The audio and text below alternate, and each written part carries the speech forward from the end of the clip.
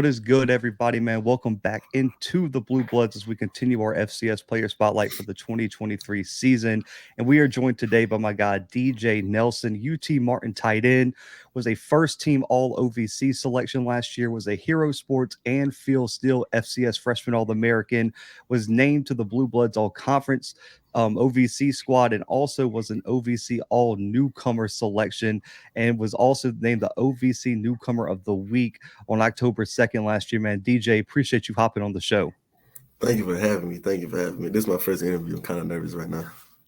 Nah, man. Hey, everything's relaxed here, so you picked the perfect show, man, to knock out your first one, man. But we talked a little bit about before the show, man. I kind of got to follow your journey, man, because both of us being from the state of Alabama, I got to watch you ball out at Selma, where you played a lot of different positions, whether it was tight end, wide receiver, played some quarterback, man. You were out there leading the team in like rushing with over 500 yards rushing at one season. For you, what was your recruiting process like coming out of Selma?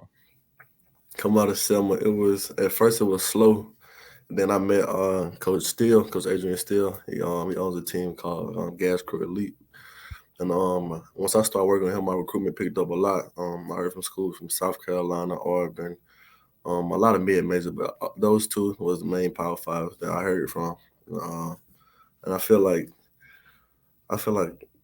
COVID slowed my recruiting down a lot because when the time came, my mind was set up on South Carolina and Coach Muschamp, and I had grew a great relationship with those guys. And about 2 weeks before signing day, Muschamp called me. He was like, I got fired. He was like, I know this, like, it was a quick hitter. But Coach Semp here had always been talking to me, and I was like, okay, yeah, like UT Martin, UT Martin. I never heard of UT Martin. And on signing day, I was going to West Kentucky. A lot of people know this. I was going to West Kentucky, and I woke up and I had a gut feeling. I was like, UT Martin. I was like, UT Martin.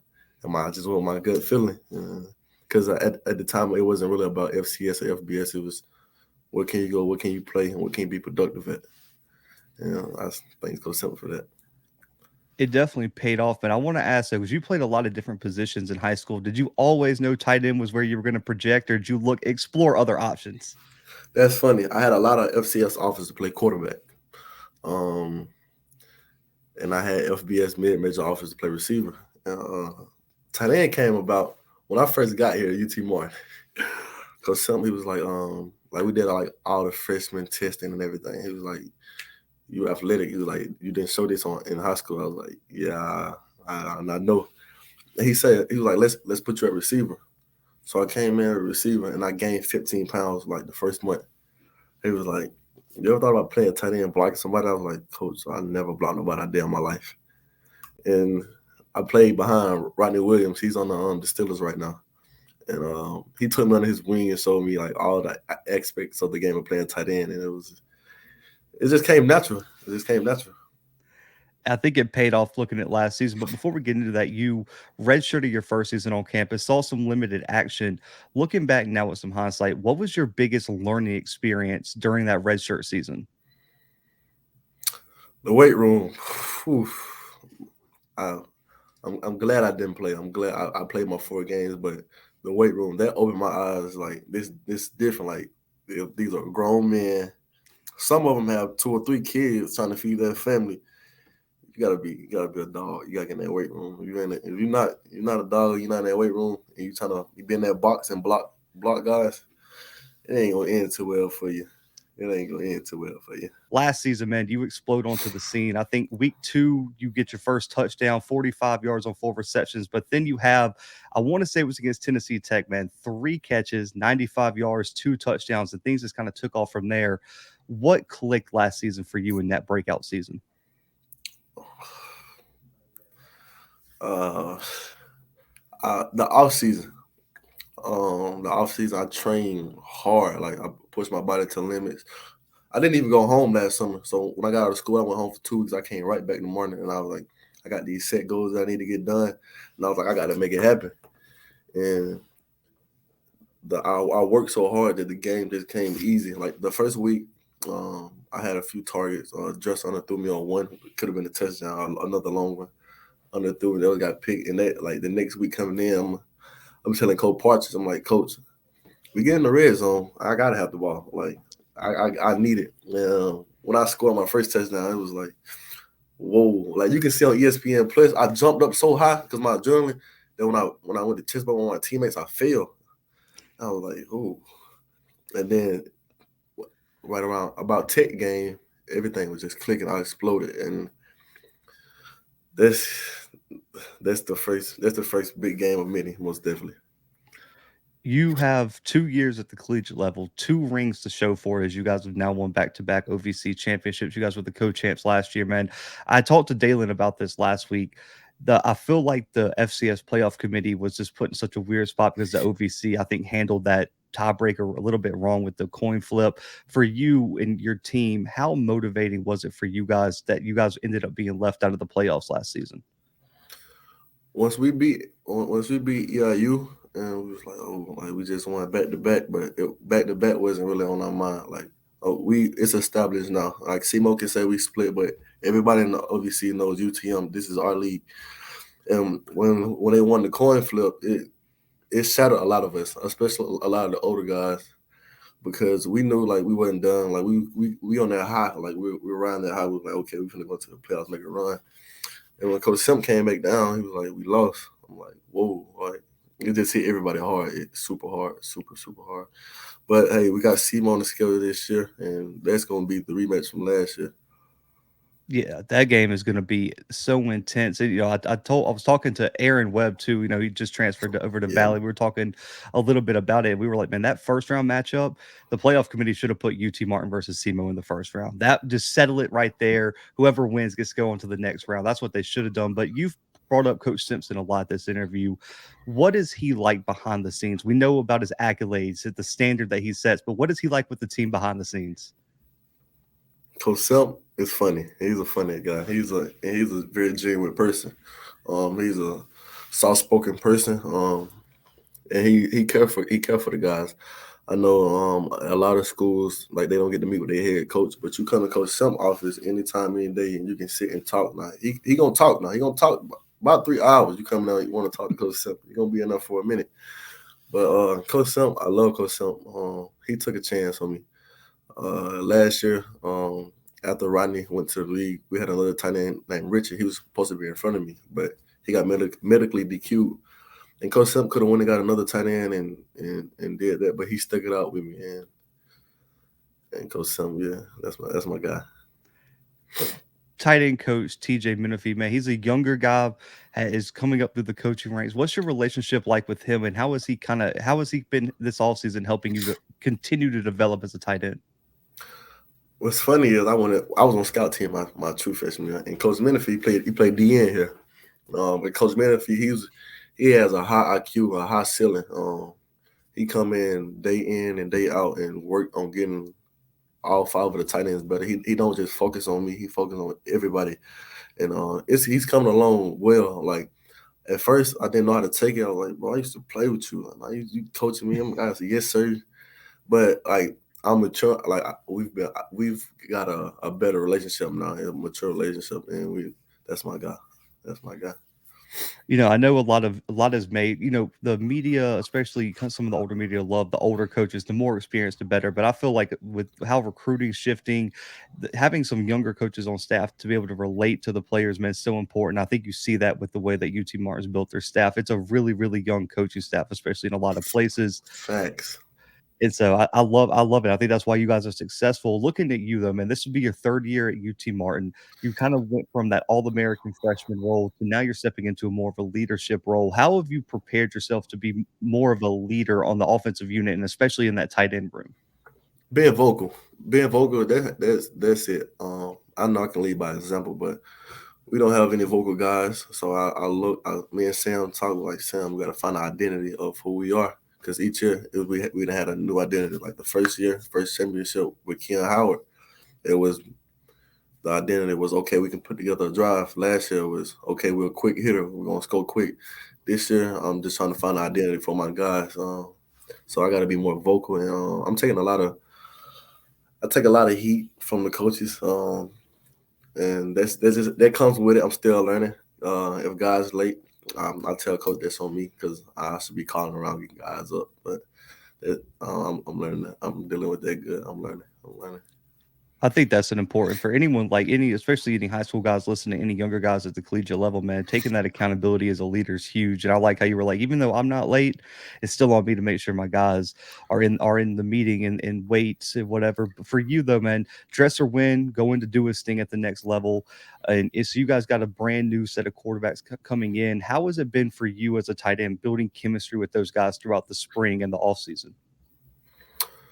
Um, Coming to the spring, me, the former quarterback Kawhi, Cornelius Brown, he's at Alabama right now. We had a good relationship like outside of the field, and it never clicked. It never clicked with either of the quarterback this spring, him or Matt Myers. But both of them are very good. They're both good in their own ways, and I'm just trying to get to know them more outside of like the locker room, so I can know okay how they react in certain situations, okay, and how I need to be towards them.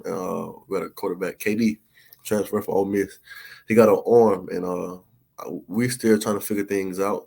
And this July, I think this upcoming month, it's gonna click. It's gonna click. We getting better every day. Man, I watched some film of KD. That kid, like you said, that kid's got a live arm and he can sling it. I'm really excited to see how he fits in this offense, man, because he has the potential to do something that Dresser was doing in that offense for sure. Facts. When you look at your career, man, I want you to compare true freshman DJ Nelson to the guy I'm talking to now. What's the single biggest developmental change that you've seen in your game? Coming in 6'3", 195 to now 6'5", 235. that I'm a different animal, and like I got that taste of success now, and I feel like that just lit the fire up inside of me. We hungry. I'm hungry. Dalen's hungry. Coach, we all hungry, and with me and Dalen drive, we gonna make some shake.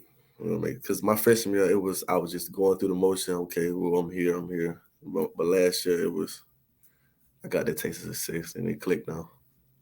I think that was a big message, man. That getting that first playoff win in 2021, or the second, it was the second win in school history, but the first one for this like group was so big, man. I think it gave you guys the blueprint. It was like, man, this is what it feels like to go to this next level. So I know you guys are looking forward to that.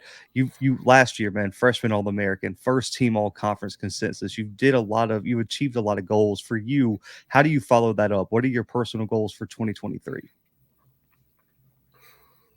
Be number one on everybody's list. I don't feel like it's nine tight ends in FCS football better than me. If we being honest, I know the work I put in, and I know the hunger and drive I got. I don't feel like it's nine. You can't name nine tight ends better than me. Okay, they got the ball held there, but you can't name nine tight ends better than me. Yeah, being at 10, that was good. Like my mom, she was all happy. She was why you still got a frown on your face? Like mom, if you ain't number one, I mean you losing. Right now, I feel like I'm behind the eight ball. I know it's a lot of older guys on there, but after this season, my name should definitely move up in the ranks. I definitely was that the Hero Sports rankings for tight Uh, ends. Hero Sports had me 10 in the nation. Okay.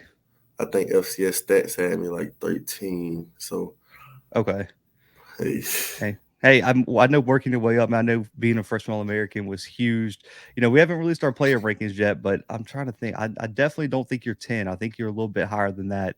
I'll have to send them to you after we get done with this, man. But shifting to some quick hitters, you, I mean, playing tight end, man, you're just getting into it to collegiate level. But is there a current or former NFL player that you try to model your game after?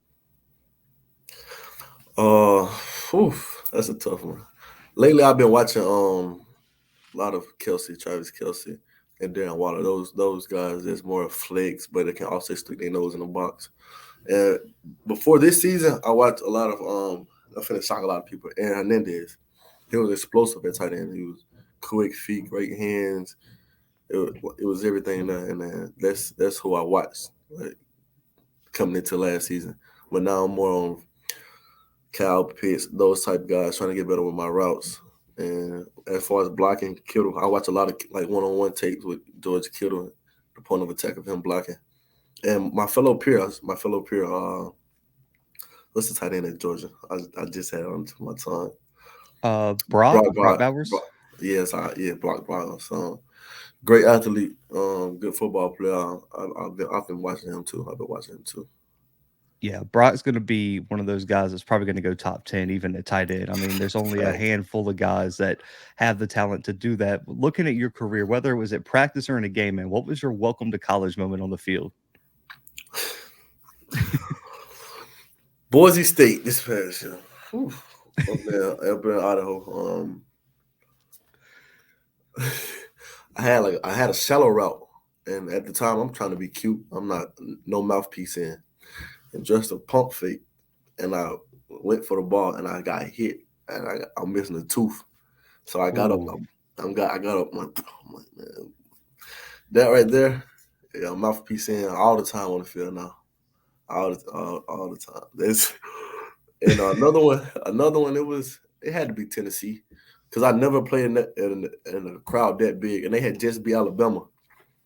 So we rolling down, and I always lead us out the tunnel. So I'm like, I get the run. I'm like, whoa! I stopped in my tracks. I'm like, it's a lot of people. Like, that, got kind of shocked. Got kind of shocked. Very shocked. that fan base is something different, even with because they haven't really been. Last year was probably the first good year they've had since like the early, like mid 2000s. Man, they were averaging like 103,000 and they were horrible. It doesn't make any sense. I can imagine what that week was after Bama. And you guys gave them a good run for their money, man, early in that one. So I know you guys were happy Yeah, with that. Looking at your game, though, man, how big of a trash talker are you in between those white lines on game day? my mouth get me in trouble a lot, especially with Coach Selma. It does. But I'm a humble guy though, so like I know it. Like emotions flare, and like people like I don't know. Like I be vibing. Like I really don't say too much. For like one game we played Houston Baptist, another small FCS school, and Sam got after me pretty bad. Like he got after me pretty bad. I almost got a flag in pregame. Yeah, it was Not terrible. Houston Christian, man. Come on. Yeah, That's um, crazy. I don't know that, and I get it from my mom though. My mom, she played ball at the University of West Alabama, and Okay. my mom, she's a trash talker. And my growing up playing against my brother, like I I got to like I still do to this day. It's always competitive. It's always competitive between us two, and that's where it started. At. That's where back in Selma, Alabama. That's where it started. Hey, man, I think it's all good, man. It's like everyone says, always respect, but in between those white lines, man, we can't be friends. Like it's just that's just how it is. I played O line, so especially like when you got the same matchup all game long, bro, we Yeah, can't be friends for 60 minutes. I get tired of seeing you after like this first quarter. Like I don't want to go up against you anymore. But man, my looking dog, go ahead. my guy, JL Skinner from Boise State. We Mhm. started the game. It was pretty smooth. Like that's my guy. About second quarter, we mouthed and we face to face. It was like, bro, like I don't know. It was it was funny. It was funny. I love it, man. When you look at your game, man, one on one with a defensive back, what's the number one mistake they can make against you? Label me as a tight end. You label me as a tight end you want to. I'm gonna run right back. I'm gonna run right past. It's and yeah, I don't like that. Well, he's a tight end, he's a tight end. You come up and press me, come on. Like that's all I'm gonna say. You come up and press me. And another they try to be physical and shoot hands. And like I said, I'm 6'5", 235. So it's not too much you can do that's gonna throw me off my route. I'm telling you, man, like I've always said on this show, the best teams, like especially when you look at the best offenses in the country, whether it's in college or NFL, if you have a big tight end that's athletic, it's such a matchup nightmare, man. Because you can't put a linebacker on them because, like you said, you can get run by. You can't put a defensive back on them, especially a smaller one, because then I mean we know what's going to happen in that matchup. It's just like, what do you do? I don't, It's perfect. It's funny because Tennessee Tech, we lined up at the goal line, and I caught the fade ball, and Coach Partridge, my offensive coordinator, he was asking me, he was like, "You didn't work in release." I was like, "Coach, I didn't have to." Coach, like, just throw it up, and it was easy. It was very easy. It was very easy. Oh man, that's the best conversations. Like even playing offensive line, like if you know you're dominating your matchup, they're like, "Man, you need a chip block. You need any help, bro? Just leave me on the island. But Just leave me alone. He ain't getting to the quarterback. Don't worry about it." So I feel the confidence on that one. When you look at your career, excluding P5 schools, so we know what it is with the Tennessees, the Boise States. Who are one or two of the best defensive players you've ever had to face? FCS best defensive player I ever faced. Missouri State defense is tough. Missouri State, yeah, they're tough. Missouri State's always tough. I'm trying to think because like last year, I don't want to say it wasn't too easy, but I had my fun out there. But this year I'm most definitely looking forward to play Sanford. I'm ready to go down there. They won their conference. They had a great run in the playoffs. A great run. Who else? I'm ready to go play Gardner Webb. They won their conference, so I'm ready to go play those two guys. But the best defensive player I've seen on the FCS level had to be Kobe Perry. Austin P. I think he transferred to Austin P after the 2021 season. Played at Yeah. Central Uh, Florida. yeah, UCF. He went down there.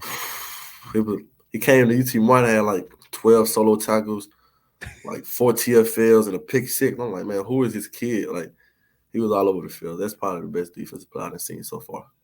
Man, like for me covering FCS, it's always great to see some of these FCS guys go get the opportunity at the P5 and ball out like he did. Because I want to say he's going to get a shot at the next level, but it's always sad too. Because it's like, man, imagine what he could have done with another year at Austin P or another FCS program. But I like both of those picks. Missouri State had a lot of guys. I know Ellis, the defensive end, I believe, is getting a shot at the next level. They have Monte Braswell, the kick returner cornerback that's doing big things. But I like that you picked out two guys on your schedule. That was my next question: is the games you're looking forward to most?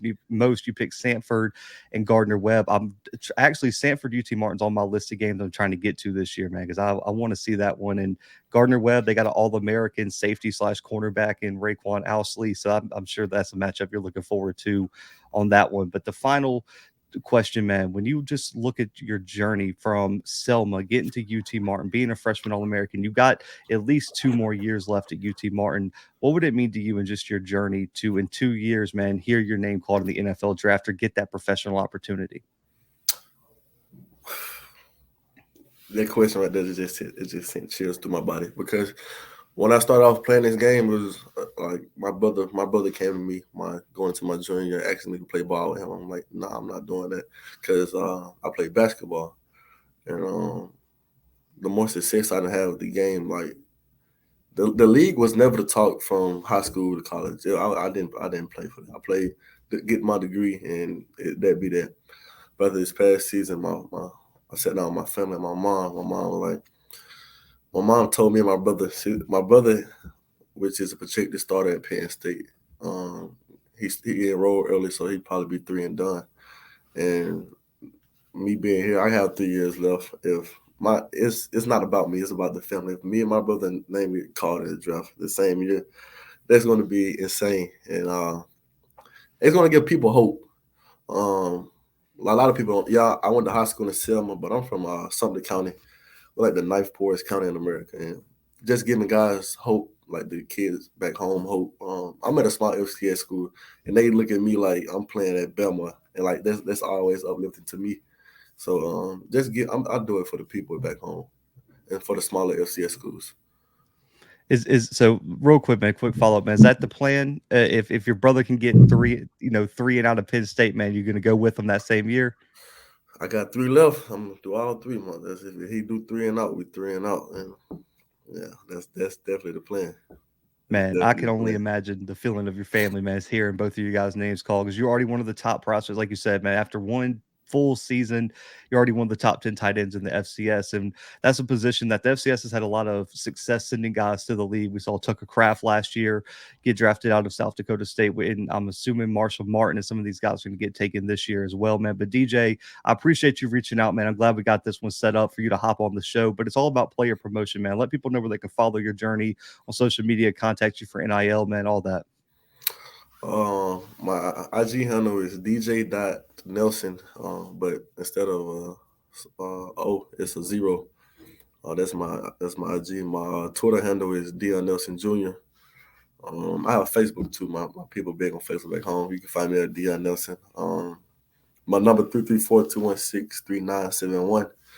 Looking forward to any small brands trying to hit me up. And I also have a big following on TikTok. A lot of people don't know that. I have almost like 1 million likes on TikTok, like 40K followers. So yeah. Oh. Man, more players. I'm glad you plugged that because I think you're the first player. We're over 200 interviews on this channel. You're the first guy to plug a TikTok. Players, if you don't have any NIL, now I'm TikTok. telling you, TikTok behind the scenes, like athlete stuff, that is the ticket. I'm so glad you plugged that, man. I don't think I've ever Yeah. said that on the show. That is the key to monetizing your brand right there, man. TikTok is one of the easiest platforms to grow that following. People love it. You show up on people's feed, even if you don't follow them. It's perfect, man. So DJ, I appreciate you so much, man. I know you're looking to get that third ring this next season. We'll have to catch up, man, before a game when I get up to UT Martin, man, catch y'all at a game this year. But guys, for DJ Nelson, for myself, and for the Blue Bloods, we are out for right now.